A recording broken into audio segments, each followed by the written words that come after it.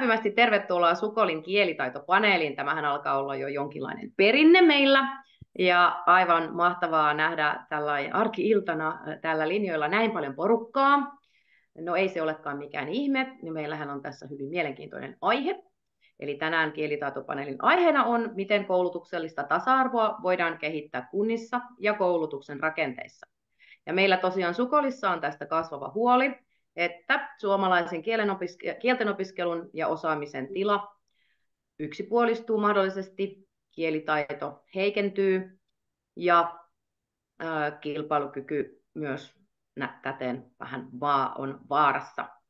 Ja tässä vaiheessa muistutan teitä vielä siitä, että kuulijat pidätte mikrofonin kiinni, mutta olette tervetulleita kirjoittamaan kommentteja tai kysymyksiä Flingaan, joka löytyy tällä hetkellä tuolta chatista. Eli se Flinga-seinä on sellainen, mitä minä tässä niin kuin puheenjohtajana seurailen, eli en seuraa välttämättä tätä chattia, mikä tässä varsinaisesti tässä Zoomissa on, mutta sieltä löytyy, Anna laittoi linkin sinne, miten pääset Flingaan.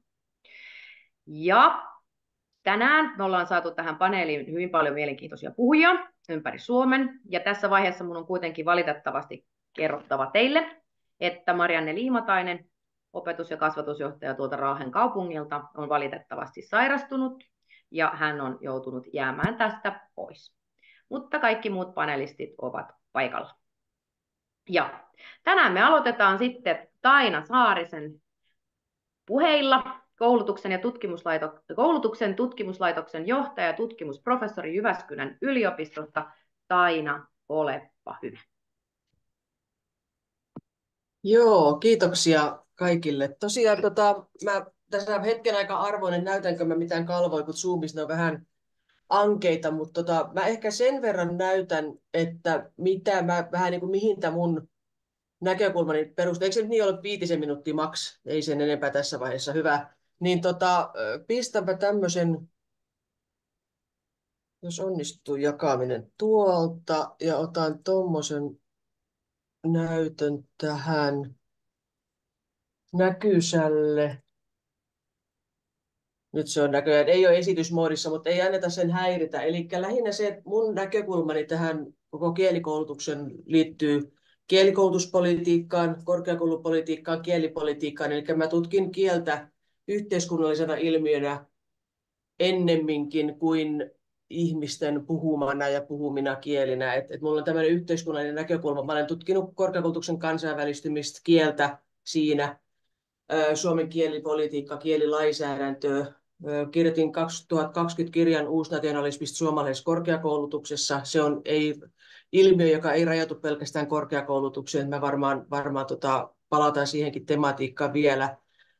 Silloin kun mä olin vielä soveltavan kielentutkimuksen keskuksessa, me kirjoitettiin raportti kielikoulutuksen saavutettavuudesta ja sitten 23 artikkeli tämmöisessä Open Access-kirjassa, jota mieleeni aina mainostan.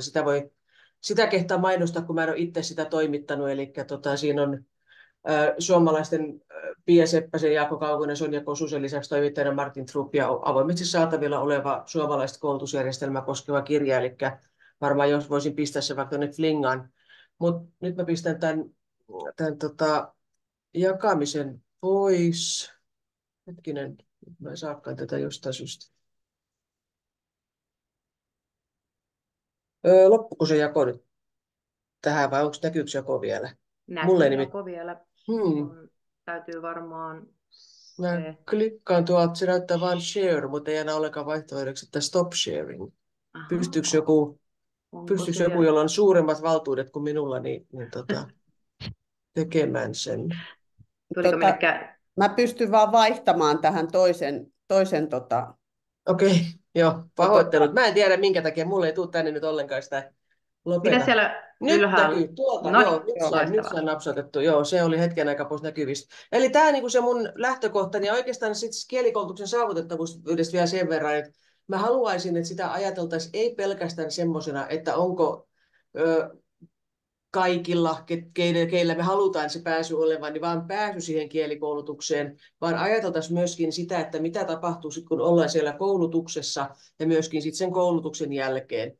Että se saavutettavuus kattaisi ei pelkästään sitä koulutuksen pääsyä, vaan myöskin kaiken sen jälkeen tapahtuvan. Että mitä sillä, sanotaan niin, että mikä arvo sillä kielikoulutuksella on sillä ihmisellä, tai millä tavalla se toteutuu se kielikoulutus itsessään sitten siellä koulutuksessa, niin haluaisin sillä tavalla vähän laajentaa myöskin tätä saavutettavuuden näkökulmaa. Mutta ehkä tämä riittää tämmöiseksi nopeaksi introksi ja kiinnostuksella odotan keskustelua.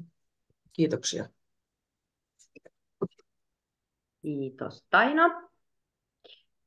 Ja nyt kysymyksiä voi sitten laittaa sinne Flinga-seinälle myöskin.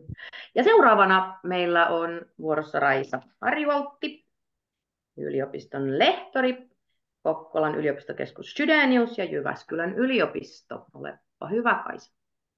Kiitos ja kokeillaan saadaanko täältä nyt diat jako ihan esitystilaan. Vähän tämmöinen niin kuin keväinen otsikko dia tässä nyt. Tosiaan on Raisa Harjuvaltti on alun perin englannin ja ruotsin aineenopettaja ja nyt kasvatustieteen yliopiston lehtorina tuolla Kokkolan yliopistokeskus Chydeniuksessa. Väitöstutkimukseni käsittelee kielellisesti tuettua opetusta, eli vastasaapuneille maahanmuuttajaoppilaille suunnattua kielipedagogista tukea perusopetukseen valmistavasta opetuksesta yleisopetukseen siirryttäessä. Mutta oikeastaan niin tämmöinen kaikista ajankohtaisin näkökulma tähän tematiikkaan. Katsotaan, saanko tuolta nyt vaihdettua. En saanut vaihdettua diaa, kun sain vaan itteni muteelle. Pieni hetki.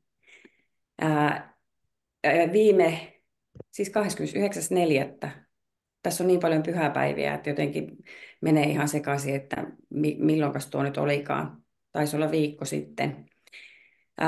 Meillä on ollut käynnissä tämmöinen kieltenopetuksen nykytila ja tulevaisuuden visiot selvitystyö OPH ja ajatushautomo Magman toimeksiannosta. Ja meitä on ollut siinä 4-henkinen työryhmä ja vi har jobbat både på finska och på svenska.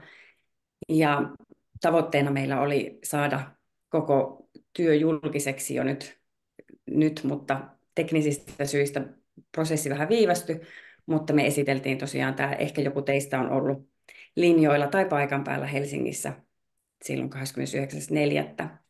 Otin vähän tämmöistä niin kuin sanapilveä tähän keskustelun pohjaksi, eli se, että kun tavoitellaan monikielisyyttä, tai Suomi on monikielinen, on aina ollut monikielinen, mutta että kun tavoitellaan monikielisiä toimintatapoja, kielitietoisia toimintatapoja ja niin kun ymmärretään kansalliskielten merkitys, mutta myös muiden maassa olevien kielten merkitys, niin tarvitaan sitten aika paljon semmoisia tai kehittävää otetta tähän kaikkeen tekemiseen. Ja tietysti näkemykset siitä, että miten sitä tulisi tehdä, niin poikkeaa varmasti toisistaan.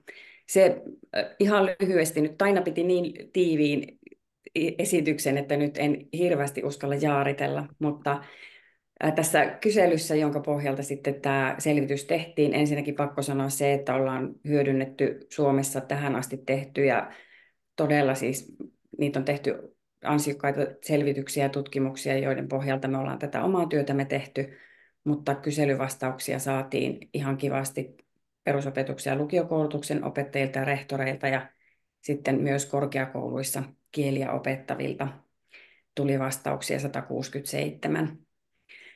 Mutta kaiken kaikkiaan, niin, ja sitten oli vielä asiantuntijakeskusteluita, joissa oli myös Sukolin edustus mukana, mutta siellä oli myös monia muita, ja aiheita oli pitkälti just nämä kielitaitopaneelin teemat. Ja ei niistä ehkä tässä kohtaa sen enempää, varmasti tuun tukeutumaan puheenvuoroissani näihin meidän esimerkiksi kehittämisehdotuksiin, jotka siellä tilaisuudessa esiteltiin, mutta kaiken kaikkiaan siis aiemmissa selvityksistä käy tosiaan ilmi se, että englanti hallitsee ja toisen kotimaisen kielitaito ei ole ehkä toivotulla tasolla. A1-kieli on tosiaan varhennettu, mutta kaiken kaikkiaan kehittämistoimenpiteitä tarvitaan. Ja sitten myös tätä kielten opiskeluun liittyvää asennekasvatusta tulisi kehittää. Kaiken kaikkiaan siis oikeastaan palaan tähän diaan ja annan seuraavalle vuoron. Kiitos.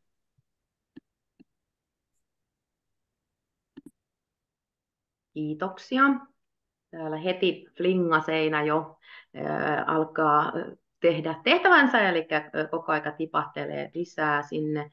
Tuossa olisi ollut yksi oikein hyvä, mihin voisin heti tarttua, mutta annetaan kuitenkin panelistien ensin puhua, että älkää ollenkaan kuuntelijat olko huolissanne, nähdään kyllä täällä teidän hyviä kysymyksiä. Seuraavana olisi vuorossa Mari Sjöström, ja hän on erityisasiantuntija, hyvinvointi- ja sivistysyksikkö, koulutuspoliittinen tiimi Kuntaliitosta. Joo, kiitos paljon. Jännittää, onnistunko jakamaan Zoomissa oman esitykseni. Näkyyköhän nyt? Hyvä. Näkyy. No niin, kiva juttu. Mulla on itse asiassa vain yksi dia, ja ajattelin ottaa tuosta, mitä Raisa sanoi, että me ollaan monikielinen Suomi, ja voin sen verran paljastaa itsestäni, että olen itse monikielinen, eli minulla on virolainen äiti ja suomalainen isä, ja olen käynyt koko koulutusjärjestelmän ruotsin kielellä.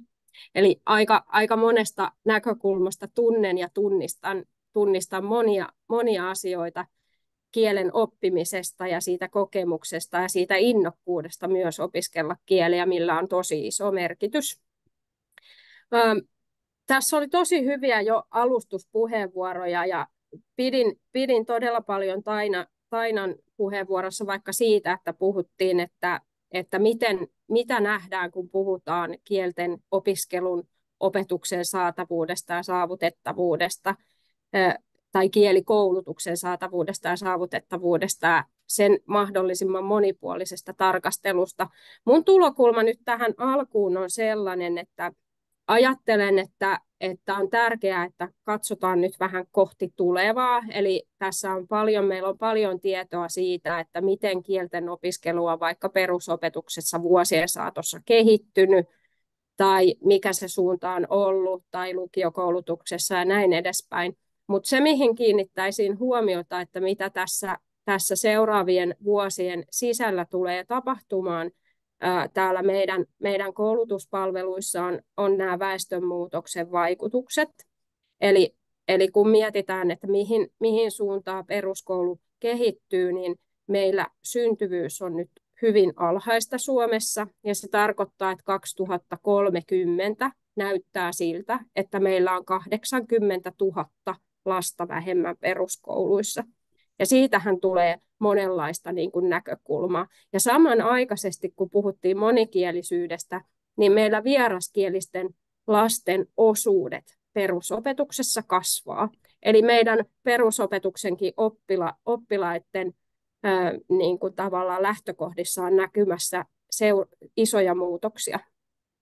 No sitten toinen näkökulma, kun puhutaan kielten opiskelusta, opetuksen saatavuudesta ja saavutettavuudesta, on mun mielestä hyvä pitää mielessä se, että kun ajatellaan näin, että perusopetustakin kuntien toimesta järjestetään pääsääntöisesti suomen tai ruotsin kielellä, niin nämä koulun opetuskieli vaikuttaa myös siihen, että minkälaisia yhteisiä kieliä, minkälaiset valinnaiset tai vapaaehtoisia kieliä opiskellaan.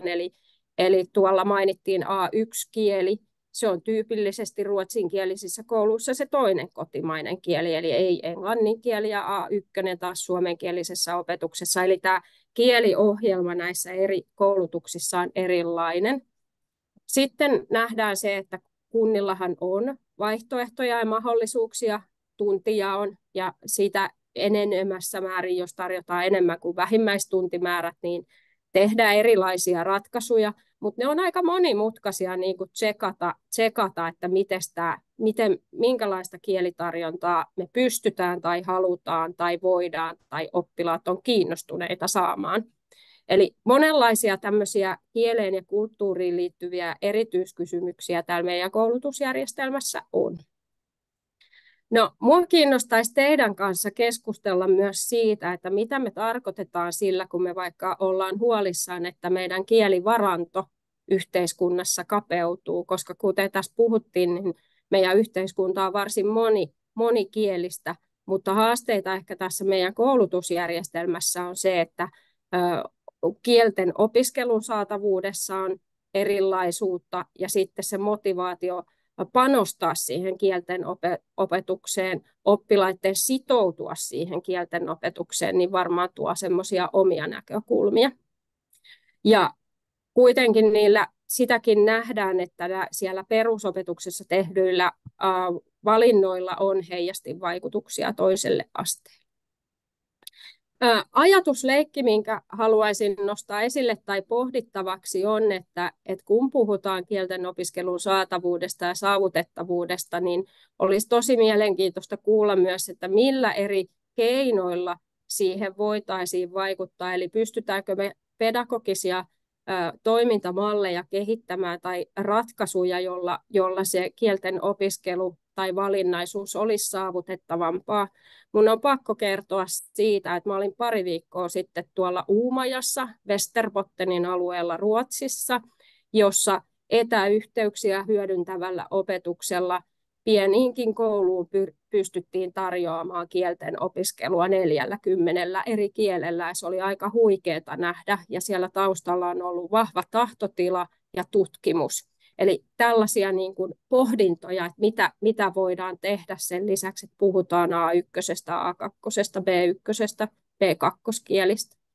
Ja sitten sellainenkin havainto, mitä on, että koulupäivän yhteydessäkin tänä päivänä on paljon erilaisia toimintoja, kerhotoimintaa, harrastamistoimintaa, ja sielläkin on kuullut, että olisi potentiaalia lähteä niidenkin kautta niin kuin rikastuttamaan ja motivoimaan sitten tekemään niitä kielten valintoja. Eli tällaistakin tulokulmaa siihen koulupäivän yhteyteen mielestäni voitaisiin ottaa. Mutta tässä oli muutamia nostoja tähän alkuun, ja mä toivon, että mä pysyn 5 minuutissa. Kyllä, kiitoksia Mari. Samassa tässä sanon. Anna, voitko laittaa vielä kerran Flingan linkin tuonne chattiin? Ja sieltä seuraavaksi meille ääneen on tulossa, jahka Mari saa kanssa lopetettua. Hienoa, kiitoksia. Satu Koistinen. Hän on kielen opetuksen ja oppimisen asiantuntija kasvatuksen ja koulutuksen toimialalta Helsingistä. Ole hyvä, Satu. Kiitos. Meillä on itse asiassa täällä tänne tuplalähetys nyt sitten. Seuraava puhuja Jenni Kool on tässä minun kanssa samalla, kun ollaan samassa tilassa ja melkeinpä samoja asioita, niin puhutaan vuorotellen. Eli haluatko, että esittelen Jenninkin saman tein tässä? Kylläkin. Kyllä. Eli Jenni on kaksikielisen opetuksen kehittämishankkeen projektipäällikkö sieltä kasvatuksen ja koulutuksen toimialalta Helsingistä. Tervetuloa molemmat. Kiitos. Muuten puhutaan niin paljon jotenkin päällekkäin, niin tämä on helpompi näin. Eli Satu Koistinen, ja tosiaan kuten sanottu, niin Helsingissä kehittämispalveluissa kehitän ja pyrin auttamaan opettajia kaikenlaisissa kielen opetukseen liittyvissä kysymyksissä, sisällöllisissä ja pedagogisissa.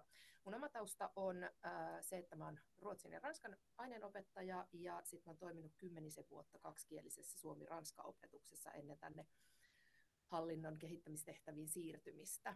Jenni, kerroksä sitten, kuka sä oot? Eli mä oon Jenni Kooli, mä oon puolestani saksan ja englannin lehtori, ja nyt viimeiset 2 vuotta toiminut täällä hankkeiden projektipäällikkönä. Joo, ja meillä on semmoinen onnellinen tilanne täällä, että me tosiaan on nyt sitten jo 2 vuoden ajan niin melkeinpä 2 kokopäiväisen voimin täällä kielten asioita pystytty hoitamaan. Mutta jos me katsotaan tässä nyt sitten ihan lyhyesti tätä, kerrotaan, että minkälainen Helsingin kielivalikoima ja kielten tilanne on. Te näette tässä kuvauksessa sen, että tuolta varhaiskasvatuksesta lukiokoulutukseen B3-kieliin on laajasti kieliä tarjolla. Varhaiskasvatuksessa Ruotsi ja Pohjois-Saame siitä näkökulmasta, että meillä on ruotsin kielikylpyä ja sitten meillä on Pohjois-Saamen kielipesätyyppistä, ei virallisesti kielipesä-nimikkeen alla, mutta pohjois-saamen kielistä varhaiskasvatusta. Satu, pahoittelen, keskeytän hieman, eli nyt tuolta on tullut ainakin 2-3 viestiä tuohon chattiin. Mä näen tuossa, on räpsähtänyt, että teidän ääni kuuluu tosi heikosti, ja Jennin sitten vielä paljon heikommin kuin sinun, että mä en tiedä oikein, mikähän siinä äänessä voisi olla. Katsotaan. Eli mites, auttaako tämä, jos vaihdan tuolta ton kaiutin asian? Onko parempi nyt? Mulle kuuluu koko ajan hyvin sun ääni, mutta mitä sanoo? Sieltä tulee nyt parempi. Okay, Joo, hyvä. No niin, vaihdetaan täältä tämä äänilähde. Hyvä homma. Eli tosiaan meillä on laaja valikoima ja esiopetuksessa myös sitten tavallaan sen takia on tähän ottanut listaukseen nämä kielet näkyviin, että meillä on kielirikasteista esiopetusta useammassa 30 päiväkodissa ja mahdollisesti laajemminkin vähän nyt mä näen taas, että ääni katoaa. Mä en valitettavasti nyt yhtään tiedä, että mitä mä voisin tehdä tälle, koska mulla ei ole mitään muuta audiota täältä valittavana. Jos me tehdään sillä tavalla, että mä koitan tästä puhua tämän läpi ja sitten mä koitan ratkoa teknisiä asioita, näette ainakin niin nämä kuvat sitten tässä. Edellisessä, silloin kun hiukan ennen kuin valtakunnallisesti A1-kieltä aloitettiin opettamaan ensimmäiseltä luokalta, niin Helsinki oli siinä pikkusen etunenässä. Vuosi aikaisemmin päädyttiin siihen, että sitä tarjotaan jo ekalta jokseenkin laajalla valikoimalla sillä tavalla, että meillä on 7 suurpiiriä, jossa kaikissa on vähintään jossakin koulussa näitä tarjolla. Pohjois-Saame pois lukien sitä voi opiskella ainoastaan Pasilan peruskoulussa. Ja sitten muutoin jatkumoa sitten ihan sinne lukion puolelle. Jos laitetaan sieltä seuraava, te näette tässä sitten tuntijakoa sillä tavalla, että kielten niin kun, tunteihin on panostettu ja pyritty tarjoamaan sitä laajemmin kuin valtakunnallinen opetussuunnitelma edellyttää valtakunnan tuntijako, eli sitten siellä on ekaluokalla A1-kielessä 1 plussatunti, sitten A2 jo 3 alkaen, ja B1-ruotsia on tarjottu sieltä varhennuksesta alkaen, tai siitä kun se on alkanut 6. luokalta, niin 2 tuntia joka vuosi, että tämä on ollut Helsingissä mainio panostus asiaan. Ja sitten ehkä niin kuin, lyhyesti se, että mikä Helsingin tilanne ja niin kuin tavoite on, että on tavoitteena nimenomaan ihan kaupunkistrategiaa myöten tarjota monipuolisesti kieliä kaikille, tämä on ainakin niin kuin tavoite ja siihen on pyrkimysrakenteissa tähän niin kuin tavoitteeseen pääsyyn. Se, että toteutuuko se todellisuudessa aina kaikkien kohdalla, niin näin ei varmasti ole, koska A1-kieleksi 90% valitsee englannin. Puolet kuitenkin samaan aikaan sitten valitsee A2-kielen, eli valinnaisia kieliä opiskellaan Helsingissä paljon ja niitä on tarjolla. Me on nähty, että tähän on mahdollista vaikuttaa nimenomaan hanketyöllä. Joo, eli hanketyöllä me yritetään keskittyä viestimään näistä kielivalintamahdollisuuksista mahdollisimman laajalti, ja tällä työllä on ollut paljon vaikutusta valintoihin. Ja meillä on käynnissä tällä hetkellä tämmöinen Helsinki oppii ruotsia-hanke, jossa tavoitteena on lisätä A1-ruotsin valintoja sekä siis tarkastella koko meidän Helsingin palveluverkkoa ja näitä rakenteita, jotka joko mahdollistaa tai estää valintojen tekemistä. Ja sitten se toinen hanke, jota mä vedän, joka on siis kaksikielisen opetuksen kehittämishanke, niin sehän kanssa liittyy vahvasti kielten opetukseen, eli Helsingissä on viimeisen 6 vuoden aikana niin kaksikielinen opetus kasvanut aivan valtavasti. Meillä on nykyään tarjolla 35 koulussa Helsingissä kaksikielistä opetusta, joko niin kuin laajamittaisempaa kaksikielistä opetusta kielipareilla Suomi-Ruotsi ensi syksystä lähtien. Sitten meillä on Suomi-Espanja, Suomi-Venäjä, Suomi-Viro, Suomi-Kiina, Suomi-Pohjois-Saame ja Suomi-Englanti. Joo, ja sitten meillä on englannin kielirikasteista opetusta ja meillä on ruotsin kielikylpyä. Ja tosiaan yhteensä 35 koulussa tarjotaan tällaista. Tämä kattaa noin, kuinka monta prosenttia? Noin 8% meidän perusopetuksen oppilaista, tämä kaksikielinen opetus. Hyvä. Siinä varmaan Helsingin toivottavasti sen, mitä saitte sieltä äänen kautta kuuluviin, niin tärkeimmät meidän nostot tässä. Eli se, että tavoite ja tarjonta on laaja ja se, että selkeästi pyritään jokaisen ikäluokan kohdalla, jokaisen 5000 lasta on, niin me ajatellaan sillä tavalla, että meillä on joka vuosi uudelleen mahdollisuus vaikuttaa siihen, että miltä se kielivaranto jatkossa näyttää, mutta se tosiaan edellyttää sitä työtä joka vuosi uudestaan. Kiitos. Kiitoksia Satu ja Jenni. Ja tämä on tosi jännä, eli mulle esimerkiksi kuuluu teidän molempia ääni ihan loistavasti, että se jotenkin vaan siitä välillä ottaa, ehkä kun te olette siellä isommassa tilassa tai jotakin, niin se sillä lailla niin kuin se ääni heijaa siinä edestakaisin. Mutta eiköhän me saatu, ja täältä kysymyksiä kyllä, ja kommenttia ainakin näytti tulevan flingaan, niin ei mitään hätää. Seuraavaksi päästetään ääneen Päivi Mäki, ja hän on sivistysjohtaja sivistyspalvelut Limingan kunnasta. Olepa hyvä, Päivi. Kiitoksia. Minäpä jaan tästä esityksen. Onkohan minkälainen näkymä tällä hetkellä? No hyvinhän se näkyy koko ruudussa. No niin, kiva. No niin, terveiset täältä Limingasta. Toimin täällä sivistysjohtajana, mutta olen alkuperäiseltä koulutukseltani ruotsin opettaja, eli pohjoismaista filologiaa opiskellut pääaineena ja sitten englantia ja espanjaa. Ja on kotoisin tuolta Torniojoki varresta, eli ruotsi on aina ollut semmoinen läheinen maa ja läheinen kieli. Ja tuossa kun Raisa mainitsi Magman, niin olen toiminut ajatushautomo Magman hallituksessa muutaman vuoden. Mutta nyt mä huomaan, että mä olen ehkä semmoinen eniten nyt tässä niin kuin tuon tämmöistä kentän näkökulmaa tähän ja vähän erilaista näkökulmaa kuultiin äsken tuossa suurkaupungin kieliohjelmasta, niin mennään sitten katsomaan Limingan kieliohjelmaa. Mä saan tätä vaihtumaan. Pieni hetki. Eli sen verran Limingasta, että Liminka on tämmöinen runsas 10 000 asukkaan kunta, joka sijaitsee Oulusta semmoinen 15-20 minuuttia etelään päin, eli puhutaan näistä kehyskunnista.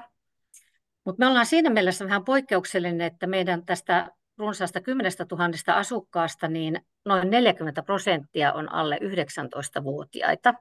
Ja Liminka onkin Suomen lapsirikkain kunta, kun katsotaan 5-15-vuotiaiden osuutta kunnan väestöstä. Muutaman asian mainitsen Limingasta muutenkin, eli Liminka on aika aktiivinen kunta ja hyvin kekseliäs kunta, eli 3 vuotena peräkkäin meidät on valittu Suomen kekseliäimmäksi kunnaksi ja sitten saimme lapsiystävällinen kuntatunnustuksen tänä vuonna maaliskuussa ja Olympiakomitea on palkinnut Limingan harrastamisen Suomen mallin. Ja haluan tuon harrastamisen Suomen mallin, eli HALI-hankkeen, tuoda siksi esille, että meillä myös siinä harrastustoiminnassa niin tarjotaan kielikerhoja. Myös Suomen 5. lukevin kunta ja Suomen 8. koulutetuimmat kuntalaiset, ja kunta on tunnettu erityisesti linnuista ja luonnosta. Mennään sitten eteenpäin. Nyt kun puhutaan tämmöisen niin kuin kunnan kansainvälisyyskasvatuksesta, kieliohjelmasta ja näin poispäin, niin on erittäin tärkeää, että tämmöiset asiat on linjattu kunnan strategisissa asiakirjoissa. Limingassa on lähdetty siitä, että kansainvälisyys on yksi elinvoimaa vahvistavista strategisista kärjistä ja strategiaan on kirjattu, että kunnassa on tavoitteena toteuttaa kansainvälistymisen polku varhaiskasvatuksesta opetustoimeen. Ja tämä polku toteutuu sillä tavalla, tai kansainvälisyysohjelma, sitä toteutetaan sillä tavalla, että meillä on eri ohjelmia eri osa-alueille ja sivistyspuolella meillä on Limingasta juuret ja siivet, joka on sitten se tapa, jolla me viedään tätä Limingan lasten ja nuorten kansainvälisyyttä ja kielten osaamista eteenpäin. Ja vuonna 2020 laadittiin Limingan kieliohjelma, joka luo kielipolun varhaiskasvatuksesta toiselle asteelle ja edelleen vapaan sivistystyön kautta myös työikäisiin ja ikäihmisiin, eli tämmöinen jatkuma laadittiin. Ja silloin kun me aloimme tätä kieliohjelmaa kehittää, niin me pidimme kuntalaisille kyselyn, eli kysyimme heiltä ajatuksia siitä, että mitä kieliä he haluaisivat omien lastensa opiskelevan koulussa. Ja saatiin hyvä osallistuminen ja ei ainoastaan ideoita koulun kielten opetukseen, vaan myös sitten, että minkälaisia kielikursseja ja ylipäänsä kansainvälisyyttä toivottiin myös Limingan kansalaisopistoon. Mutta tämä on tosiaankin osa Limingan kansainvälisyyssuunnitelmaa, eli sitä viedään eteenpäin tämän Limingan kieliohjelman kautta. Ja tietysti nämä kieliohjelman linjaukset on kirjattu meidän opetussuunnitelmiin, ja sinne on tänne kieliohjelmaan kirjattu elinkaaren mukaiset tavoitteet, eli alle 6-vuotiaille, sitten eskareille, peruskoululaisille, lukiolaisille, työikäisille ja myös ikäihmisten kielen oppimiseen. Ja ajatuksena on, että Limingassa olisi mahdollista saada mahdollisimman laaja ja monipuolinen kielitaito. Ja minulla erityisesti, mä olen toiminut Oulun kaupungissa tosi pitkään sivistys- ja kulttuuripalveluissa, kehittämisyksikössä, vastannut opetussuunnitelmista ja opettajien täydennyskoulutuksesta. Ja minulla oli semmoinen haave, että vaikka mä tulen tämmöisen pienempään kuntaan, niin että myös tämmöisessä kunnassa lapsilla olisi mahdollisuus opiskella kieliä ja saada vaikka kaksikielinen opetus, että hyvällä tahdolla kaikki järjestyy. Ja meillä on tässä, tässä kieliohjelmassa siinä kuvataan vieraat kielet. Toinen kotimainen kieli, joka Limingassa on ruotsi. Limingassa on pieni ruotsinkielinen vähemmistö myös, eli kunnalla on myös ruotsinkielinen nimi Limingo. Ja sitten siinä kuvataan myös kaksikielinen opetus sekä oppilaan oman äidinkielen opetus. Ja tosiaankin myös tämä vapaan sivistystyön kielitarjonta. Ja vähän on sitä niin kuin mietitty, että missä kaikessa se kansainvälisyys näkyy meillä Limingassa. Meillä on kaksikielinen opetus esi-, perus- ja lukiokoulutuksessa, siitä kohta muutama sana. Sitten kieliohjelmassa meillä on A1-kielenä englantia ja ruotsia. Valitettavasti ollaan saatu toteutettua vasta englantia, että ruotsi melkein jo toteutui yhtenä vuotena, mutta minulla on kyllä ideoita, että miten pitää eskareille alkaa niin kuin tätä ruotsia tehdä tykö, jotta me saataisiin myös tuo ruotsi A1-kieleksi Limingassa. Sitten A2-kielinä tarjotaan saksaa, espanjaa ja venäjää. Nämä kaikki on toteutuneet, paitsi Venäjä ei toteutunut enää tänä vuonna, ja sitä selittää tämä Euroopan tilanne. Ja sitten B2-kielinä saksaa, ranskaa ja espanjaa, ja jatkumaan lukion tässä näistä rakentuu hyvin selkeästi, mutta nyt nämä meidän A2-kielet vasta siirtyvät 7-luokalle, tämä on sen verran uusi tämä meidän ohjelma. Mutta tietysti monenlaista kansainvälistä yhteistyötä tehdään. Erasmus-akkreditointi saatiin viime vuonna ja Opetushallitus nimesi meidän yhden hankkeen tähtihankkeeksi, eli hyvin suunnitelmallisesti on tehty tätä työtä. Näitä täällä alhaalla on aina minulla Opetushallituksen logo, koska Opetushallitus on tukenut meidän kaksikielistä opetusta hankerahoituksella jo useamman vuoden ajan. Mutta sitten tässä näkyy myös näitä muita kansainvälisiä verkostoja. Kotikansainvälisyyttä viedään eteenpäin. Meillä on pieni ukrainalaisten oppilaiden ryhmä kunnassa ja heille oman äidinkielen opetus alkaa nyt ensi syksynä. Ja sitten tietysti nämä opetussuunnitelmaan perustuvat kansainvälisyysteemat ja monialaiset oppimiskokonaisuudet ja oppiainesisällöt. Tässä vielä näkyy, että millä tavalla tämä kaksikielisen opetus on rakentunut Limingassa, eli tämmöisessä pienessäkin kunnassa kyllä pystytään tämmöisiä asioita toteuttamaan, jos tahtoa on ja saa luottamushenkilöt ja muut päättäjät puolelleen, niin hyvin onnistuu. Eli vuonna 2018 meillä alkoi Ojanperän koulussa, joka oli uusi koulu silloin, kyläkoulut lakkautettiin ja tehtiin yksi uusi koulu, semmoinen pieni alakoulu, jossa on 400 oppilasta. Sitten meillä on yhtenäiskoulut ovat isoja, semmoista 1000-1200 oppilasta. Eli alkoi kielirikasteisena esiopetuksena ja Limingalahden yläkoulussa 7-luokalla alkoi kielirikasteinen opetus ja sitten se on siitä lähtenyt eteenpäin ja todettiin jossakin vaiheessa, että itse asiassa kaikissa esiopetusyksiköissä pitää olla kielirikasteista englantia, jotta lapset voivat sitten hakeutua tuonne Ojanperän koulun kaksikieliseen opetukseen, että mistä tahansa eskarista voidaan hakea kaksikieliseen opetukseen. Ja tässä ihan lyhyesti näitä tuli jo noissa aikaisemmissa esityksissä.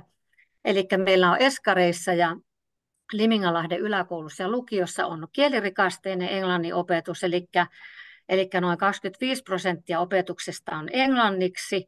Ja se metodi, mitä käytetään, on CLEL, eli se, että kieltä ja sisältöjä opitaan rinnakkain. Ja ollaan saatu tässä hyvä yhteistyö Oulun yliopiston kanssa. Siellä on erityisesti tämmöinen kuin Nils Siekel, joka on CLIL-metodin asiantuntija, niin ollaan koulutettu sitten esi- ja perusopetuksen ja lukiokoulutuksen opettajien yhteistyössä Oulun yliopiston kanssa. Ja tuossa alhaalla vielä näkyy, että missä on tätä kielirikasteisuutta. Ja sitten kaksikielinen opetus meillä toteutuu Ojanperän koulussa luokilla 1-6, ja siellä on puolet oppiaineiden sisällöstä englanniksi. Ja me ollaan saatu hyviä opettajia Liminkaan. Meillä on ollut aloittamassa tätä työtä kanadalainen opettaja, joka on käynyt opettajan koulutuksen Suomessa, eli hän on tosi hienosti kaksikielinen myös itse. Mutta ehkä ei tästä metodeista sen enempää, mutta kuitenkin se, että aina äidinkieli ja kirjallisuus, eli oma äidinkieli opiskellaan aina suomeksi. Ja nämä linjaukset tässä kaksikielisessä opetuksessa, niin ne on Ojanperän koulun koulukohtaisessa opetussuunnitelmassa, mutta muuten sitten niin opetussuunnitelman luvun 10, eli kaksikielinen opetus, niin sinne on tehty nämä Limingan kunnan linjaukset. Mutta tässä oli minun osuuteni ja jatketaan sitten näissä. Päivi, älä mene vielä. Joo. Täällä on niin suora kysymys sulle, niin mä annan nopeasti sun vastata. Ensinnäkin kehuja saatte hirveästi. Täällä lukee hienoa Liminka ja upea kieliohjelma teillä siellä. Tällaista sitoutumista tarvittaisiin muissakin kunnissa, että mitenköhän se ihmeessä vaan tehtäisiin. Mutta sitten on sulle kysymys, miten Limingan kielikerhot on järjestetty? Onko niin iltapäiväkerhon tapaan vai miten? Ne on järjestetty halikerhoina, eli harrastava Liminka. Ja ne on sillä tavalla, meillähän on aivan upea halikoordinaattori Linda Jaakkola, joka tekee tiiviisti yhteistyötä koulujen kanssa. Eli meillä on kaikki nämä halikerhot järjestetty sillä tavalla, että lapset pystyvät siirtymään kerhoon suoraan koulun päättyessä. Osa syö siinä välipalan. Liminka on yksi niistä harvoista kunnista, joka tarjoaa lapsille välipalaa. Eli lapset pystyvät suoraan sitten koulusta menemään kerhoihin, että ne on täysin synkronoitu ja myös koulukuljetusten kanssa, että pystyy osallistumaan kerhoihin. Ja meillä on ollut hyvin, niin kuin tuossa näkyy Helsingissä, tosi hieno kieliohjelma ja aivan valtavasti kaikkea. Niin meillä on myös ollut Kiinan kielikerhoa ja Italian kerhoa ja tämän tyyppisiä. Joo, ja sitten vielä kysyttiin Oulun yliopistosta tämä CLIL-pedagogiikkaan erikoistunut henkilö, niin sanotko vielä nimen uudestaan? Nils Jäkel kirjoitetaan Joo, hänen saksalaisittain Jäkel, kyllä. Joo, kiitos. Selvä, kiitos Päivi. Hyvä, siirrytään eteenpäin ja täällä meidän paneelissa oli niin jännittävä tilanne, että me saatiin siis 2 lähes saman nimistäkin henkilöä, eli Päivin Kaima, mutta vähän pidemmällä sukunimellä jatkaa seuraavaksi, eli Päivi Mäkinen, kielten opettaja Hyvinkään kaupungilta. Olepa hyvä. Kiitos Minna, ja nyt tosiaan kolmas kone käytöstä tässä illalla, niin nyt sitten jännityksellä mennään, että mitenköhän jaan tämän esitykseni, että se minulla täällä kyllä on, mutta nyt tarvitsin varmaan siihen vähän apua, että mitenkä mä jaan tämän. Tässä sieltä alhaalta se share screen. Joo. Ja sitten sun pitäisi pystyä sieltä, se tekee sulle niitä ruutuja siihen, niin katsot sen sun esityksen, mikä niistä ruuduista se olisi. Ja eiköhän se siitä sitten lähtisi. Joo, eli olisikohan sitten näin? Näkyykö nyt? No kylläpä se sieltä tuli. Loistavaa. Joo. Se ei vaan ole tuossa esitysmuodissa, mutta sä voit kokeilla sieltä. Menikö nyt? Vielä. Ei mennyt, mutta hätätilassa me sitten katsotaan se tästä, että ei hätiä. Okei. No nyt valitettavasti tila on tämän näköinen, mutta eikä se haittaa. Ei se haittaa, me pärjätään. Joo.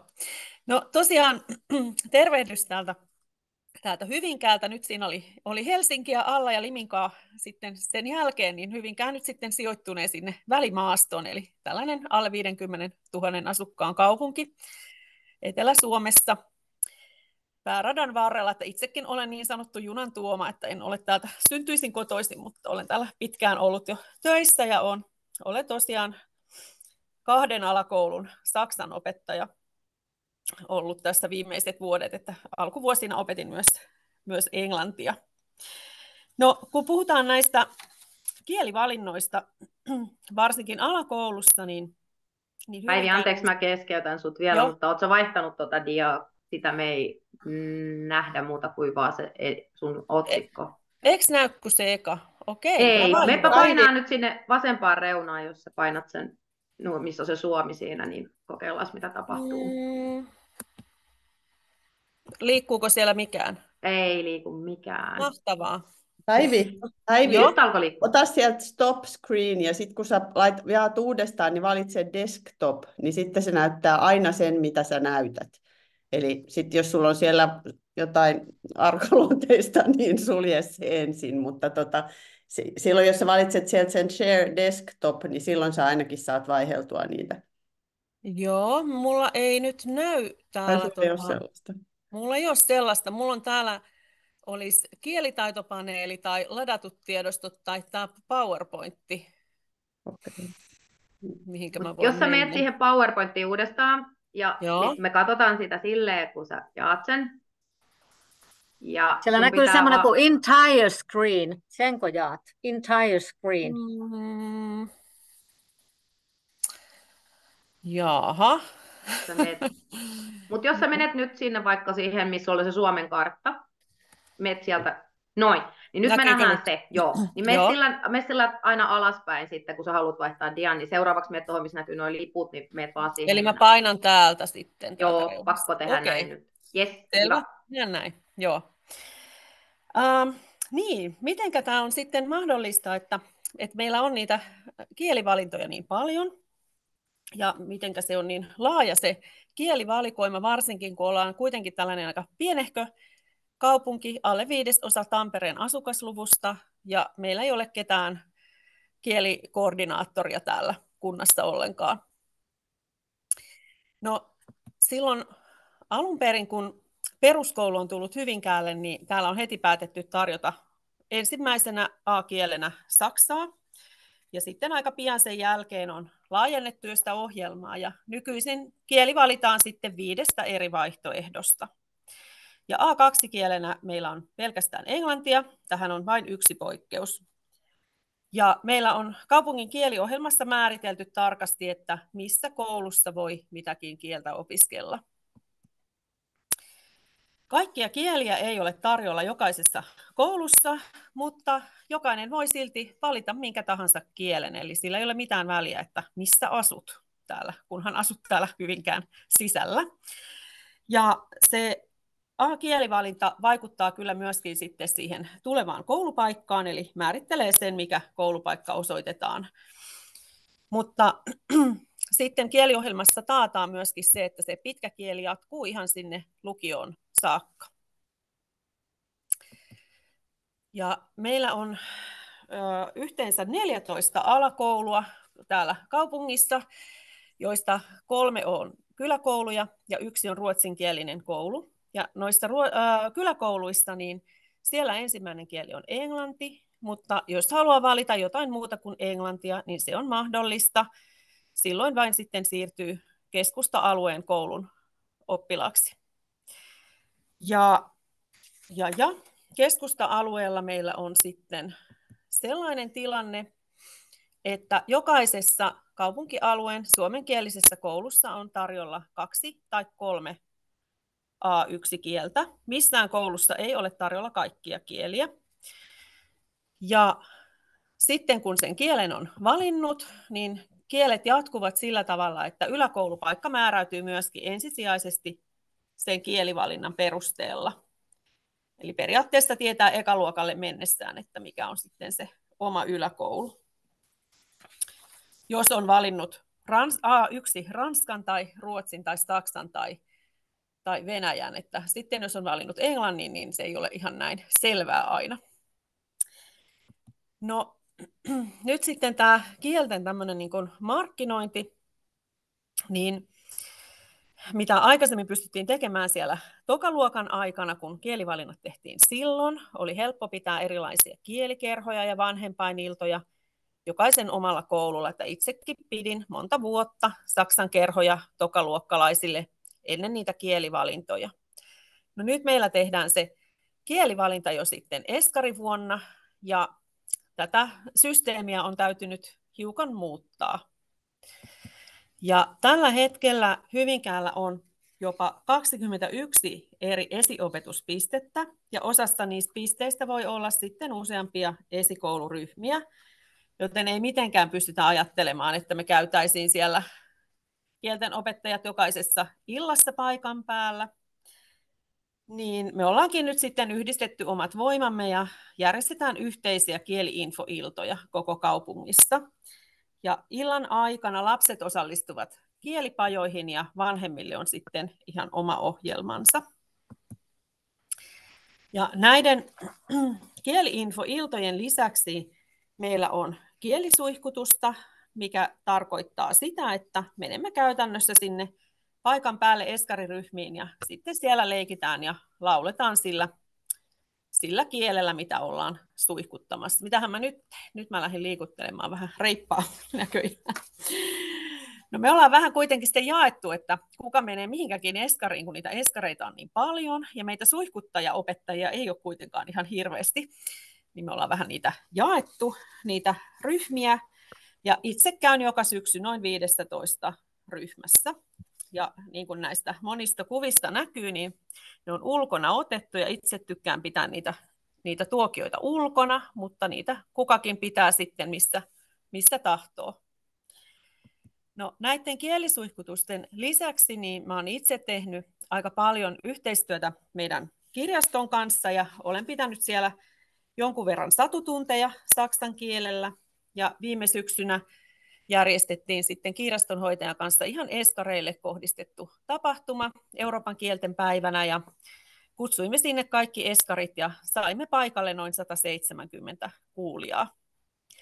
Ja täytyy sanoa vielä, että kirjastonhoitaja on aivan loistava työpari varmasti monista muistakin kielistä, mutta etenkin tässä Saksassa, koska hän on saanut Hyvinkään kaupungissa kasvaessaan opiskella A1-kielenä saksaa, niin kielitaito on kyllä todella hyvä ja vahva hänellä.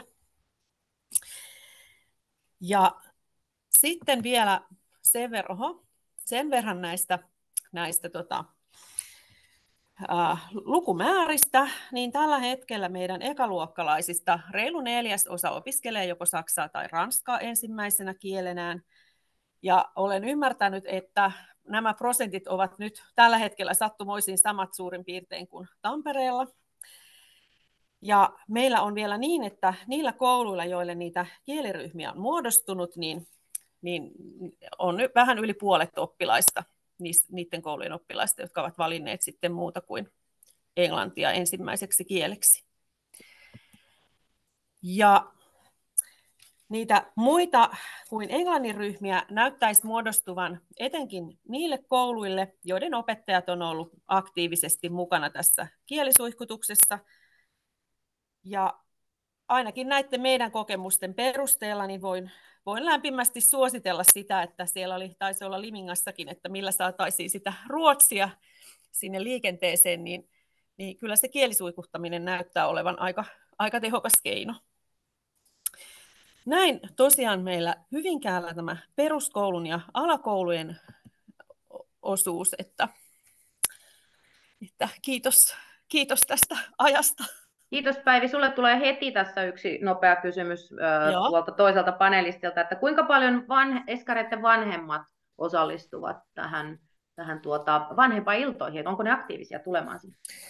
No noin 1/3 ehkä tulee eskarilaisten vanhemmista tai perheistä paikan päälle, että ne illat on suunniteltu niin, että siellä on niin kuin ikään kuin lastenhoito järjestetty ja vanhemmille on sitten oma ohjelmansa. Mutta aika hyvin tulee, että sitten on tietysti vaikka sellaisia perheitä, että he kysyvät, että täytyykö heidän tulla, kun he tietävät jo he mitä valitsee tai muuta, mutta sehän on vapaaehtoista niin kuin vanhempainilla. Ja toinen tärkeä kysymys täältä tuli myös, että kuka maksaa sulle näistä suihkutuksista?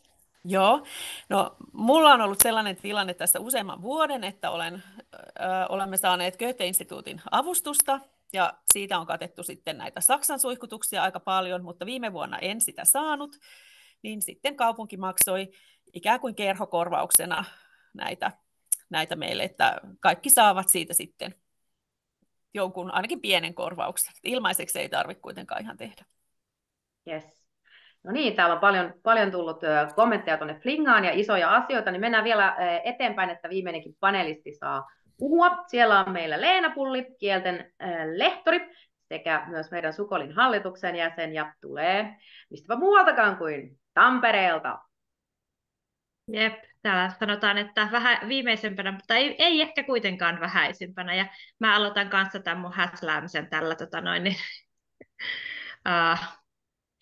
ruudun jakamisella. Katsotaan, mitä tapahtuu. Meni flingaan, mutta näkyisikö nyt tuommoinen oikein? Jos Minna sieltä kuittaa. No niin, hyvä.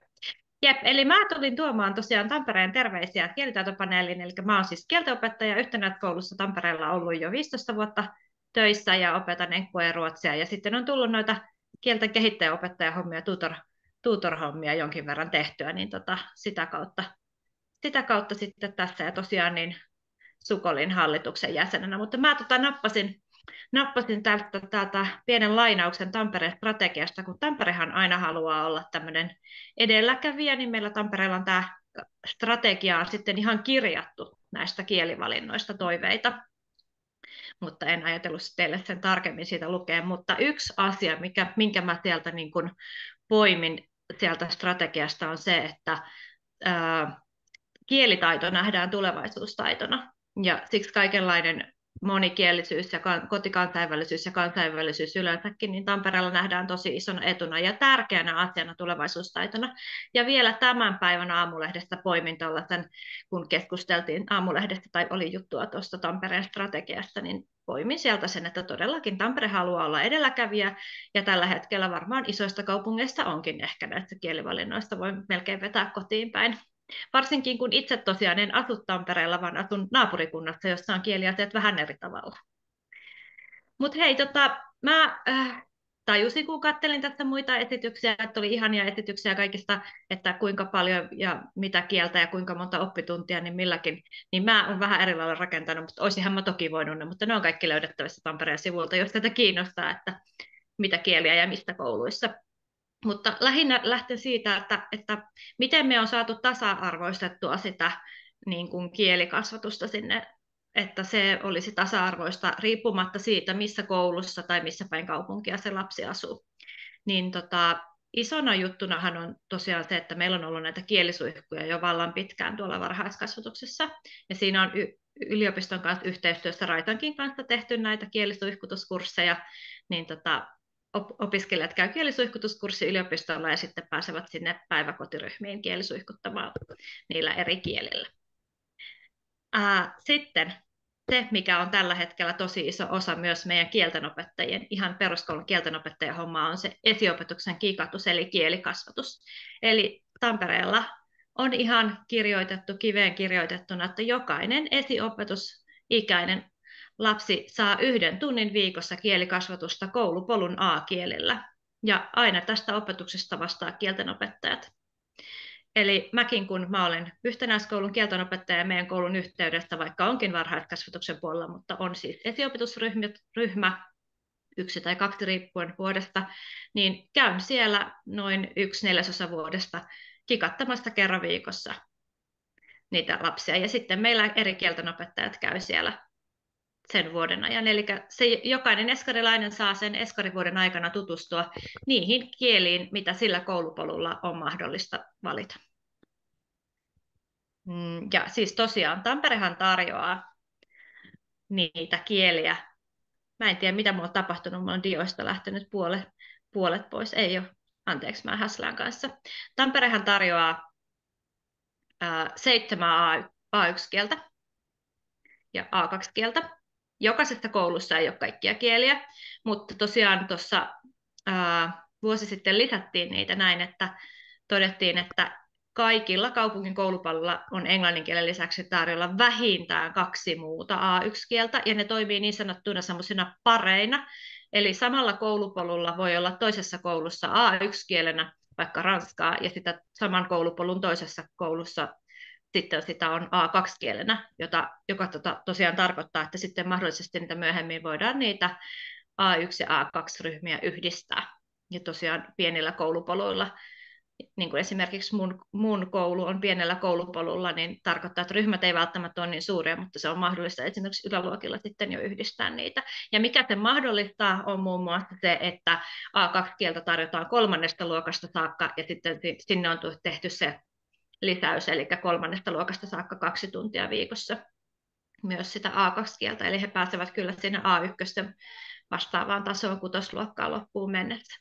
Ja noin 30% vaihtuu vuodesta riippuen ikäluokasta, eli koulunsa aloittavista, toivoo jotain muuta kieltä kuin englantia. Ja niin kuin Päivi tuossa aikaisemmin sanoi Hyvinkäältä, niin suunnilleen samoissa lukemissa mennään, että noin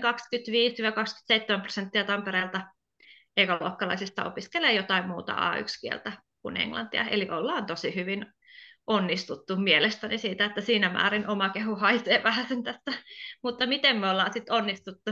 Asiat, jotka tukee näitä kielivalintoja, niin mä sanoisin, että isompana hommana on se, että me kieltenopettajat jalkaudutaan eskariin, me jalkaudutaan pitämään kielisuihkuja, opiskelijat jalkautuu pitämään kielisuihkuja. Me ollaan se iso voimavara, eli oikeasti se ei ole millään tavalla, että siellä olisi muutama ihminen, vaan se koskee oikeasti kymmeniä ihmisiä joka vuosi se, että me koitetaan niitä eskareita kannustaa rohkeasti monipuolisiin kielivalintoihin.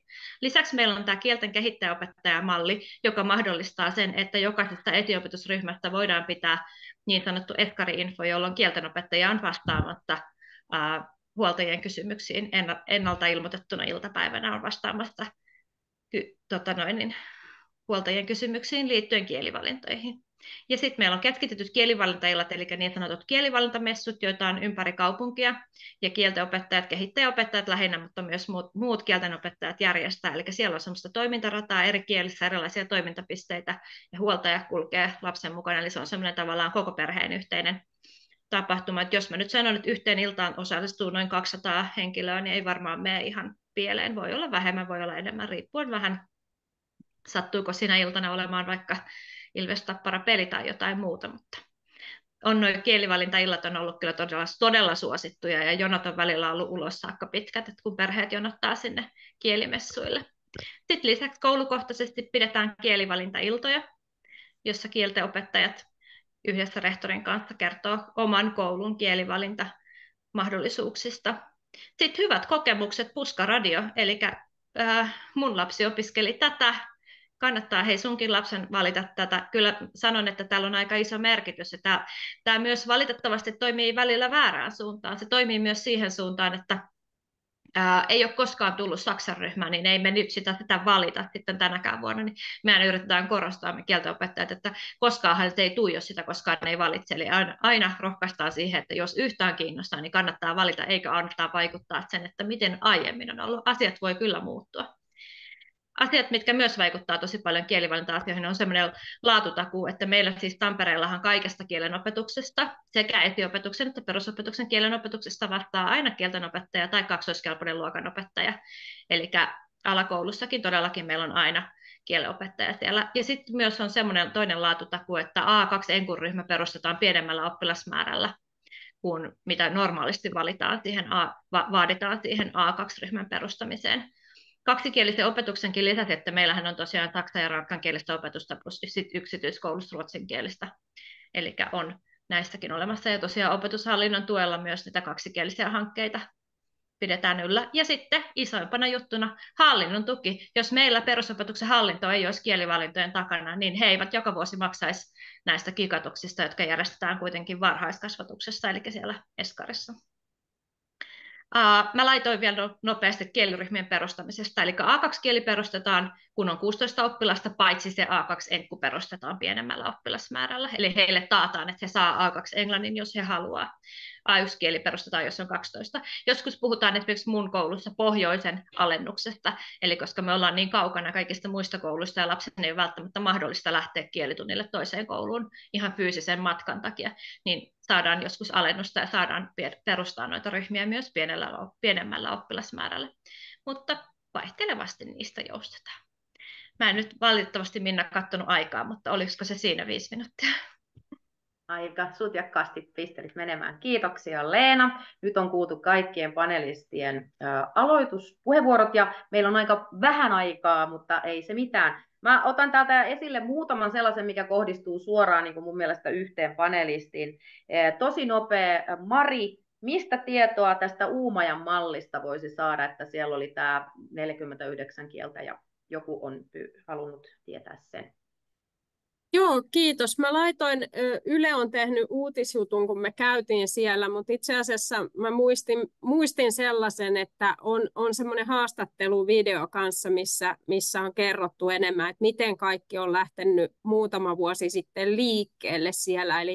Eli Ruotsissahan tietysti koulutusjärjestelmä on hieman erilainen, mutta siellä, jos otetaan se Västerbottenin alue, että mistä tämä innokkuus lähti, niin siellä oli suuria haasteita saada kelpoisia opettajia, ja tämän kautta lähdettiin kehittämään sitä, että saataisiin tarjottua sitä laadukkaasta opettajien antamaa opetusta. Ja tämä on niin kuin kasvanut siellä mallina, eli sillä lailla näen, että sieltä voisi niin kuin hakea niitä ideoita, että millä tavalla pystytään sitten hyvin pieniinkin kouluihin vaikka tarjoamaan sitä kielten opetusta, kun lapsia on vain muutama, joita kiinnostaa esimerkiksi, tai on sitten joku sukulaistausta.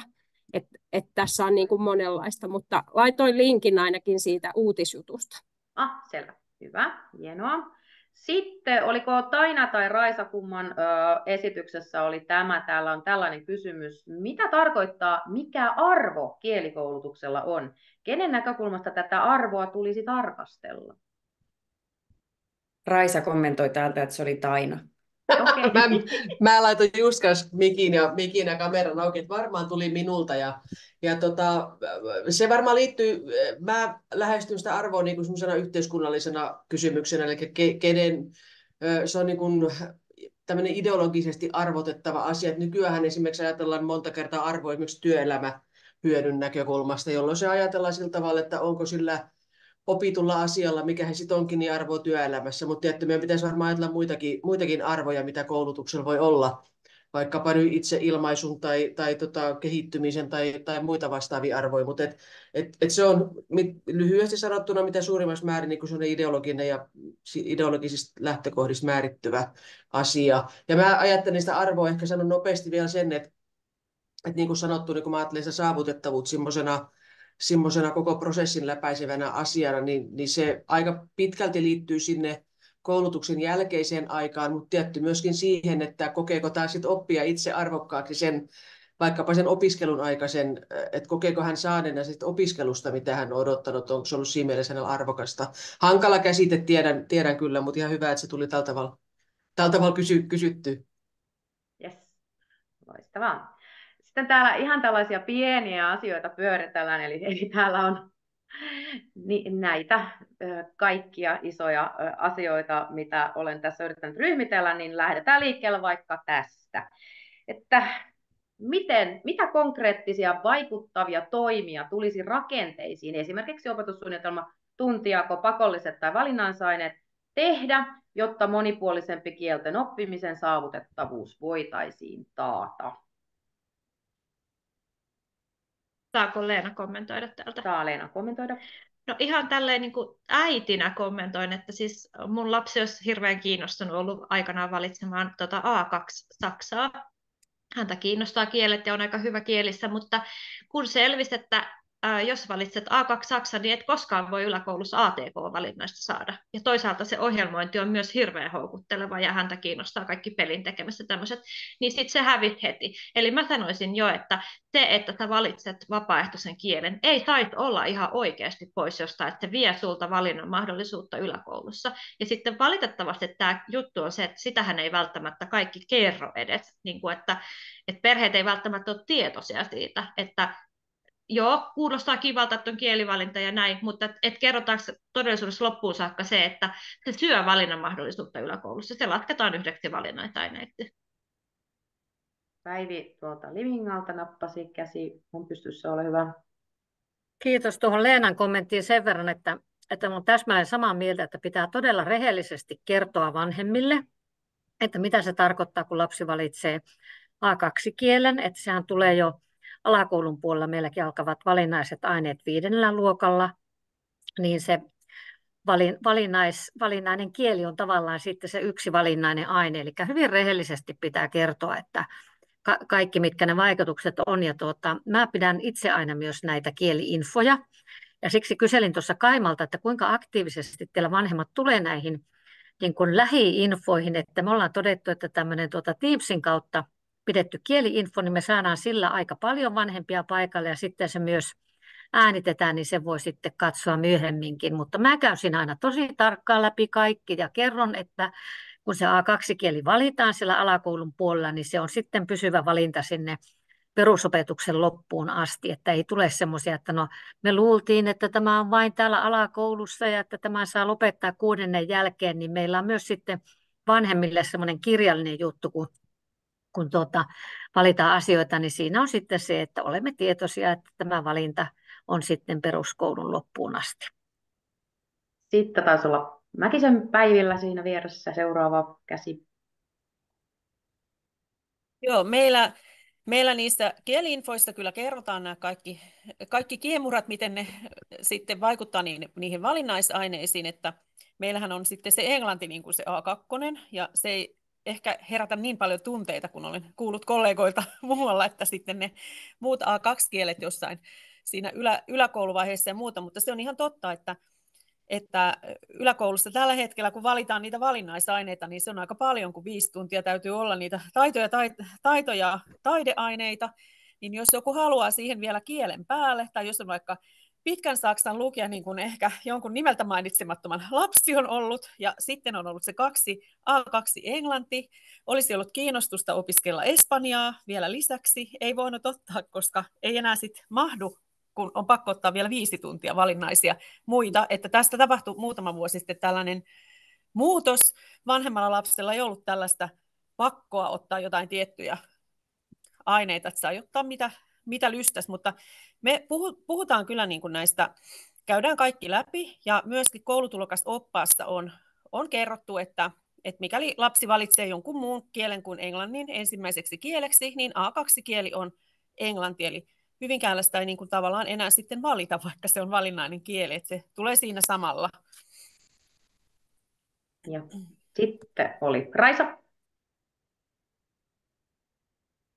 Joo, tavallaan tuo Hyvinkään malli ehkä just voisi olla, siis Riitta Pyykkö selvityksessään 2017 A1-kielen varhennuksesta lausui, että sen A1-kielen pitäisi olla joku muu kuin englanti, ja A1-kielen varhennus on toteutettu, niin kuin Flingassakin oli kommentti muistaakseni siitä, että tosiaan englantihan se yleensä kuitenkin on, eli sitten oikeastaan se semmoinen kehittämisehdotus edelleen, että se A1-kieli olisi joku muu kieli kuin se englanti, niin sillä sellaisella perustavanlaatuisella rakenteellisella muutoksella voisi olla myönteisiä seurauksia. Joo. Tainalla oli käsi. Joo, mä olen taas täällä se hankala asiakas, joka sanoo, että kuinka kauan me voidaan ajatella edes kieli tämmöisinä erillisinä oppiaineena tai mitä tahansa oikeastaan. Että meillä on koulutuspoliittisesti sellainen tilanne, että sanotaan 10 vuoden päästä kunnissa rupeaa voimakkaasti väkimäärä vähenemään, ellei jotain tapahdu. Ja kaiken kaikkiaan pitää miettiä perusopetuksen järjestäminen sekä tämmöisistä niin kuin demografisista syistä, mutta varmaankin myöskin pedagogisista syistä miettiä uudella tavalla, että mitkä on ne asiat, mitä ihmisten pitää oppia. Ja miten nykyiset, mitkä tahansa oppiaineet mahtuu siihen ja pitääkö ne miettiä uudestaan. Mä ymmärrän, että tämä on hankala asia tämmöisessä joukossa sanoa, mutta tätä pitäisi vakavasti miettiä. Kiitos. Siellä on. Jaha, Päivi, onko sulla vielä? Mulla olisi tuohon Taina Saariselle kommentti, että tätä on mietitty kunnissa jo aika paljon. Meillähän on hyvin tarkat laskelmat, tiedetään paljonko meillä on lapsia vuonna 2030 ja näin poispäin. Ja sanoisin, että tämä tulee ensimmäisenä nyt näkymään lukiokoulutuksessa. Mietin vaikka tällä Lakeuden alueella, niin meillä on niin kuin jokaisessa kunnassa on lukio.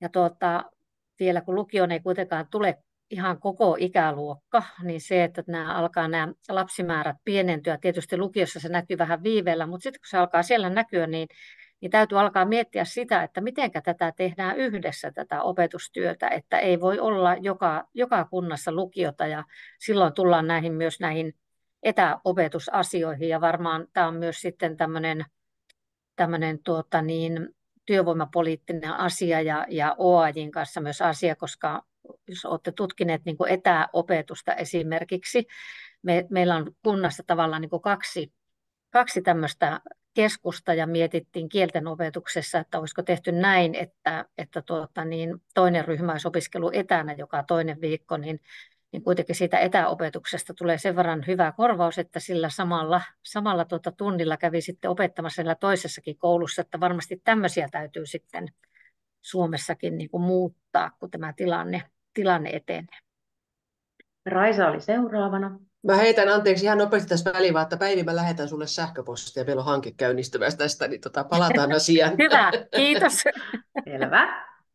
Mahtavaa yhteistyölle peukku, mutta siis sen verran just että kommentoisin, että tämä on niin monisyinen ja monitahoinen ja just tämä niin kuin maahanmuuttajaoppilaiden omien äidinkielten opetuksen sisällyttäminen esimerkiksi niin kuin meidän valinnaiskieliin ja oman äidinkielen opettajien pätevöitymisväylät ja sitten tämmöinen niin kuin kielikasvatuksen oppiaine ihan, mistä on esimerkiksi Tanskassa ja Norjassa esimerkkejä, ja että meillä on siis paljon kehittämistyötä edessämme, johon niin kuin, ja sitten ylipäänsä niin kuin se, että kielten opettajien, ketä kuuluu kielen opettajiin, jos me ajatellaan, että perusopetuksen opetussuunnitelman perusteissa jokainen opettaja on omaan oppiaineensa kielen opettaja ja kielellinen malli.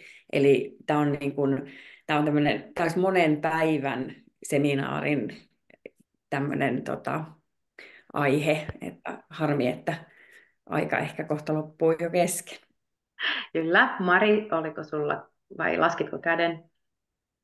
Mä laskin käden. Tässä on hyvää keskustelua, niin mennään vaan eteenpäin. Selvä. Täällä on aikamoista huolta juuri siitä, että miten kunnissa tämä opetuksellinen tasa-arvo ja nimenomaan täällä on hirveästi kiitosta saaneet nämä esimerkkikuntamme Helsinki, Liminka, Hyvinkää, Tampere ja kateellisena monia kommentteja, eli tällaista pitäisi saada, mutta miten siis oikeasti voidaan vaikuttaa kuntien päättäjiin? Pitääkö laittaa vanhemmat lobbaamaan vai itse päättävässä asemassa olevat huoltajat vaikuttamaan, että onko jollakulla tähän nopeaa vinkkiä?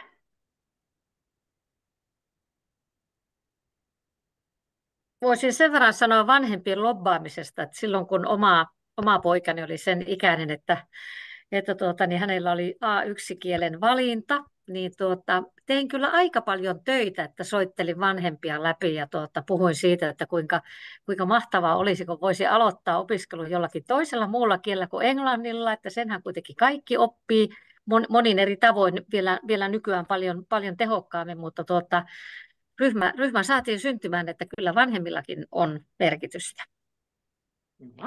Satu. Joo. Hetkinen, nyt meillä kiertää täällä äänet. No niin, nyt koitetaan tällainen. Kysymykseen, että miten, että lobbaamaan vanhemmat vai miten, niin kyllä Helsingissä ihan selkeästi niin kuin se, että valikoima on laaja ja tuntijako on valtakunnallista laajempi, niin se on ihan yksiselitteisesti poliittinen päätös. Eli rahat vuosittain 4 vuoden välein jaetaan poliitikkojen tekemien valintojen perusteella. Ja toki iso kunta ja niin kuin meidän toimintaa seuraa myös valtakunnallinen lehti, eli sillä tavalla niin kuin sitten niin kuin poliitikkojen toiminta vaikuttaa moneen, mutta kyllä paljon on vaikutusta sillä, että miten äänestäjät, eli kuntalaiset, eli huoltajat ovat yhteyksissä erilaisiin asioihin. Viimeisen 6 vuoden aikana me ollaan kielikylpy Ruotsin tuntijakoon tehty muutoksia, erilaisia tämmöisiä toimia, jossa ihan selkeästi huoltajien yhteydenotoilla poliitikkoihin puolesta vastaan, mikä ikinä onkaan ollut, tai se, että toivotaan muutoksia, niin on vaikutusta. Että toimialat ja hallinnot valmistelee, ja heillä on tietysti vaikutusta siinä, mutta kyllä ihan yksiselitteisesti rahat jaetaan siellä poliitikkojen pöydässä, ja ne valinnat tehdään siellä. Ja kyllä se, että montako tuntia opetetaan ja montako kieltä opetetaan, niin on rahakysymys. Ja niin kuin ehkä vielä kerran se, että ne jaetaan siellä. Että kyllä, Että totta kai niin kun Joo. me jokainen sitten äänestäjänä, opettajana tai hallinnon työntekijänä tai muuna vaikutetaan se yhden äänen verran, mutta se ei vielä riitä siihen, että se niin kun, kielipaletti laajenee. Et ehdottomasti kyllä, en tiedä onko vinkki, vaan ehkä ihan vaan semmoinen niin kun hallinnollinen fakta, että niin kun ehdottomasti aktiivisesti mukaan kuntapolitiikkaan kaikki ja seuraamaan ja niin kun vaikuttamaan sitä kautta. Hyvä. Meillä on aika vähän aikaa ja täällä on aika isoja asioita. Nopeasti Mari. Joo, mäkin olisin vastannut, että heti kun puhutaan jostain muusta kuin vähimmäistuntimäärän tarjoamasta, että halutaanko, että kunta tarjoaa jotain enemmän, opetuksen järjestää tarjoaa jotain enemmän, niin silloinhan nämä on tämmöisiä arvovalintoja, mistä poliittisesti luottamushenkilöt päättää.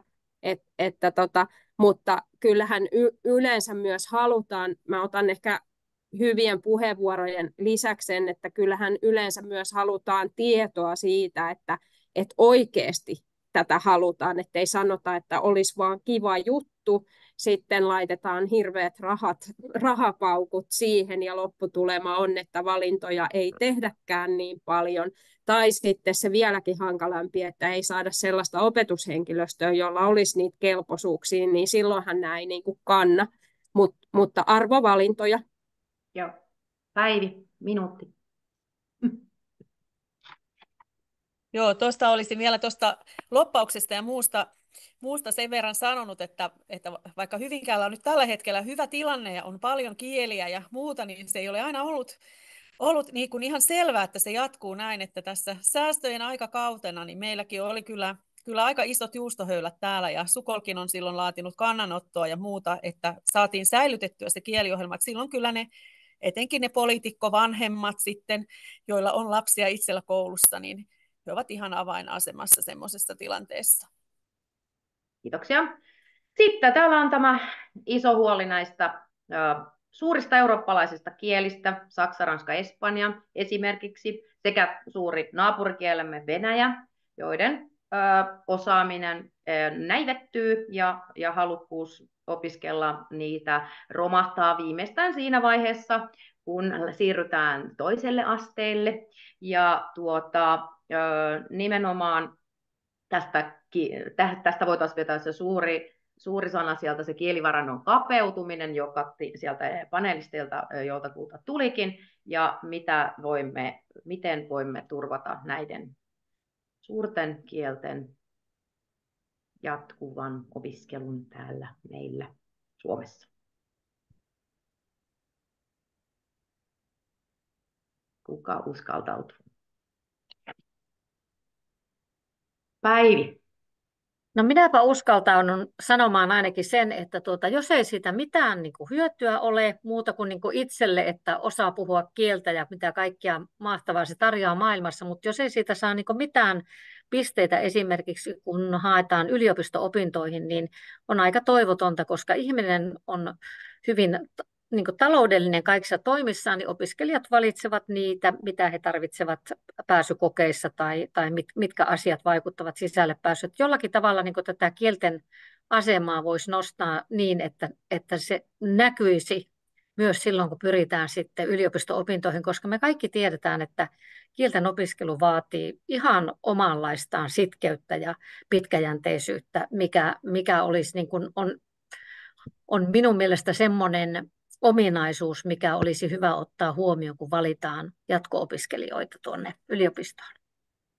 Kyllä, ja sitten täällä on, tähän perään voisin vetää heti täältä yhden Flingaseinän suuren huolen, eli ammatillinen kielitaito. Onko meidän nuorillemme selvää se, että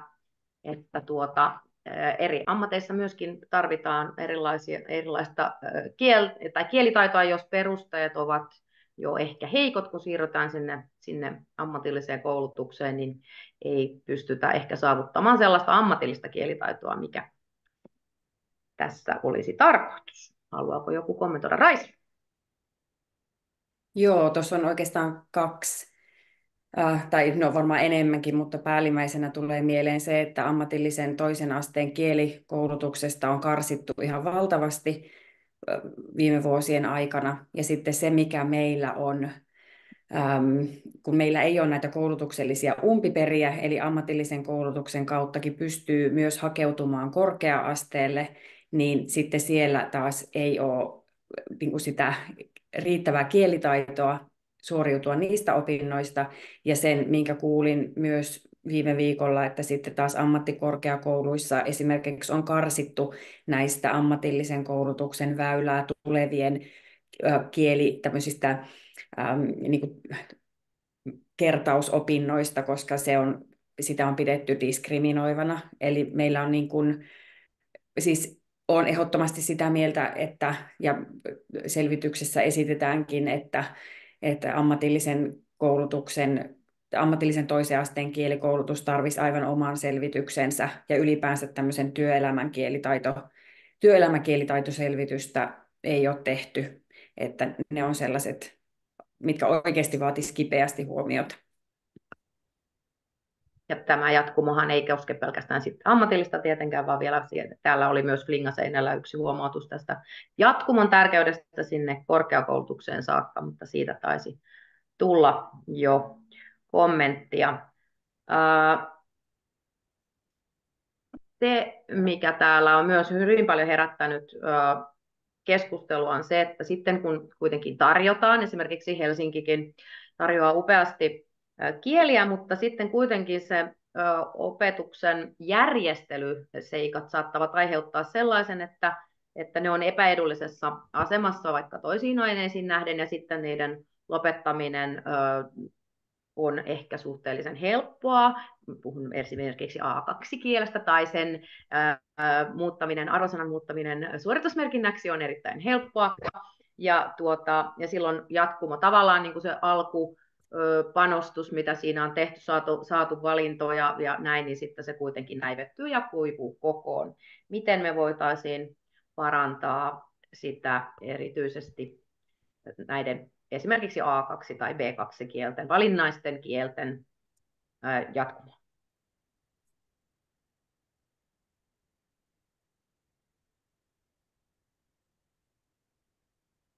Nyt taitaa mennä hiljaiseksi. Kukaan ei ota sieltä ainakaan heti nappaa. No, Satu? Joo, kiitos. Mä en ole ihan varma, mikä on kysymys, mutta mä vastaan jotain. Niin kuin tavallaan se, että jos saadaan se A2-kielen valinta vaikkapa, ja sitten ne laitetaan kaikki aina iltapäivään kaksoistunniksi, ja sitten niitä opetetaan vaikka jättimäisessä ryhmässä, ja sitten siinä on mahdollisuus ottaa S, niin hetken päästähän siellä on niin kuin, kavereita, jotka vesittävät sen opetuksen niiltä, ketkä mahdollisesti, ja sitten se ehkä kyllä. Sitä tulosta. No Helsingissä se on järjestetty niin, että on varmasti just sillä tavalla, että joinakin vuosina ja joissakin yhteyksissä se kielten tunti sattuu epäedulliseen kohtaan, että Helsingissä se on hyvin pitkälti niin kuin rehtorivetoista niin kuin lukujärjestysten teko ja niiden asettelu, että siinä on varmasti niin kuin neuvotteluvaraa ja mahdollisuuksia siellä vaikuttaa sitten siihen rehtorin valintoihin, että meillä on sillä tavalla kouluilla aika suuri autonomia siinä. Ja meillä on tulossa juurikin nyt sitten tässä ihan vielä toukokuussa tarkennukset tuohon paikalliseen opetussuunnitelmaan siitä, että millä perustein siitä A2-kielestä voi luopua. Ja siinä on ihan yksiselitteisesti, kuten OPH meillä ohjeistaa, että lähtökohtaisesti se on sitova se valinta, ja sitten tietyistä niin kuin, erityisistä syistä, ei siitä, että niin kuin esimerkiksi motivaation puute ei lähtökohtaisesti ole se syy lopettaa, että selkeästi niin kuin muutokset jonkinlaiset niin kuin oppimisen kanssa tai elämäntilanteesta tai muut ihan selkeästi niin kuin isommat samalla tavalla kuin emme matematiikastakaan ketään vapauteta siksi, ettei kiinnosta geometria, siihen on meillä tulossa tarkennus ja varmasti sitten on hirveän tärkeää siinä, että kun se valinta on saatu tehtyä, eli se, että jossakin yhteydessä oli kysymys, mä näin Flingassa oli, että mitä tehdään politiikalla, mitä tehdään pedagogiikalla, niin politiikalla tehdään se mahdollisuus siihen, että meillä on ne rakenteet, joissa on niitä valittavia kieliä, ja sitten kun me on saatu ne lapset valitsemaan ne, niin sitten se on varmasti pedagoginen kysymys, ja se, että meillä on varmasti innostavaa ja opetussuunnitelman mukaista opetusta, niin sitten mä ajattelisin, että pedagogiikka on se, joka pitää ne lapset siellä ja saa heidät jatkamaan, että sillä tavalla niin kuin siinä että tehdään varmasti oikeita asioita ja kaikille sopivaa ja niin kuin kasvava tarve on sille, että erilaiset oppijat ja erilaiset lapset ovat tervetulleita ja heidän niin kuin tarpeitaan niissä niin sanotuissa vaikeissakin kielissä huomioidaan. Et meillä voi olla ehkä sellaista jonkinlaista ajatusta siitä, että ranska on niin vaikeaa, että sitä voi oppia vain tietynlaiset. Niin tavallaan kaiken tämmöisen niin kuin poistaminen olisi äärimmäisen tärkeää. Kyllä. Ei unohdeta kansalaisopistoja ja vapaata sivistystyötä. Ne yleensä kielten kurssit ovat aika pullollaan innokkaita lukijoita ja niitä tarjontaa on valtavasti. Mitä ihmettä me tehdään väärin kenties siitä ennen, koska kuitenkin kielten opiskelu on suosittua. Haluaako joku kommentoida tätä? Miksi se ei mene koulussa? Esimerkiksi kun me nähdään lukiovalinnat, niin niissä niin kuin kielet kärsivät ihan selkeästi, paitsi tietenkin pakolliset, mutta sitten kun me ajatellaan, että aikuiset haluavat hirveästi lukea kieliä ja kansalaisopistot ovat pullollaan kielten opiskelijoita, niin mitä ihmettä me voitaisiin tehdä saadaksemme sen toteutumaan jo aikaisemmin sen opiskelun? Mari. Joo, kiitos paljon. Älkää ihmetelkö, kun mulla on takki päällä. Mä oon lupautunut mennä pelaa jalkapalloa kohta, niin kauhealla kiireellä valmistaudun. Tosi hyvä siis kysymys, mutta mä jotenkin ajattelen, että tässäkin me ollaan puhuttu, että kun me toisaalta tunnistetaan se, että kielten opiskelu vaatii sellaista motivaatiota, sitkeyttä, sinnikkyyttä ja niin edespäin, niin sitten taas toisaalta aina kun me painotetaan, että sun pitää panostaa tähän, näin kun me puhutaan nuorista lapsista ja nuorista erityisesti, niin toisaalta pitäisi osata niin kuin sanottaa myös sitä, että hei, tämä on kivaa, tämä on leikillistä, tämä on toiminnallista, tästä on hyötyä, että pysyisi myös semmoinen kevyenä ajattelu, että mun mielestä se on niin kuin monessa tilanteessa aikamoista tasapainoilua, koska aika nopeasti, varsinkin kun sit mennään sinne peruskoulun loppuvaiheeseen, niin jos sun mielikuva on se, että tämä vaatii tosi paljon, ja sit sä oot kiinnostunut vielä luma-aineesta ja kaikesta muusta siinä, niin sit sä tuut tosi isojen niin kuin valintojen eteen siinä, että ehkä jotenkin ajattelen, että ylipäätänsä niin kuin lasten ja nuorten osalta niin pitäisi osata tasapainotella semmoisen positiivisen näkökulman ylläpidossa, mutta sitten toisaalta myös motivoida tekemään sitä työtä sen kielen opiskelun eteen. Yes, kiitoksia. No niin, täällähän on kommenttina, että laitetaan käyntiin kansallisen kielitaitostrategian laatiminen ja mietitäänpä sitä sitten, eiköhän Anna Flingaseinä jää meille sukoliin talteen ja tässä vaiheessa kello on 19, niin haluaako joku vielä jotakin sanoa vai voinko kiittää? Olen yrittänyt tässä seurata tätä aurinkoa, että mihin tämä tässä meillä ilta-aurinko menee, mutta juuri ja juuri sieltä ehkä kuva näkyy. Kiitän lämpimästi kaikkia panelisteja ja kiitos kaikkia kuulijoita. Kiitän myös kaikkia kuulijoita. Teitä oli upea määrä siellä langoilla ja varmastikin tämä on sellainen asia, josta jatkamme eri medioissa ja eri tahoilla. Kiitos. Hyvää illanjatkoa. Moi. Kiitos. Moi moi. Moi. Moikka. Moi moi. Moi moi. Moikka. Kiitos. Kiitos, hei.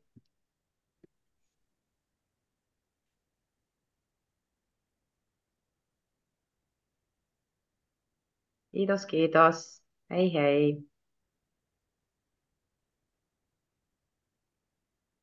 Kiitos.